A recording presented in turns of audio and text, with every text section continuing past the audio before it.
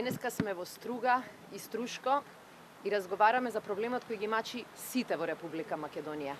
Без разлика на регионот или општината од која што доаѓаат, без разлика на верската, партиската или етничката припадност. Тоа е проблемот со иселувањето. Младите во нашата држава не можеа да ги остварат своите соништа дома, бидејќи власта 10 години работеше само на лично и партиско богатење. Затоа заминуваа низ белиот свет, таму формираа семејства, таму ги селеа своите семејства и таму создаваа шанси за пристоен живот. Ние имаме план за младите во Македонија. Имаме план за живот во Македонија. Тој план подразбира повеќе работни места и подобро платени работни места. Затоа во нашиот план за живот во Македонија предвидуваме минималната плата во нашата држава веднаш да ја покачиме на 12.000 денари.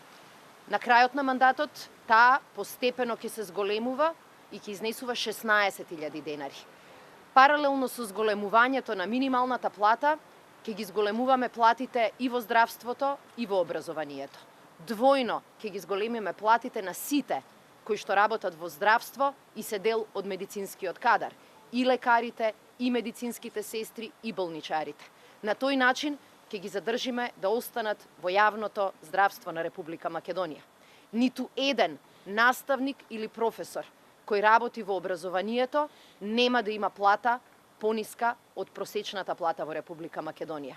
Со серија на мерки, со зголемување на минималната плата, со поддршка на домашните компании, со зголемувањето на платите во здравството и во образованието, ќе обезбедиме просечната плата во Македонија да изнесува 30.000 денари.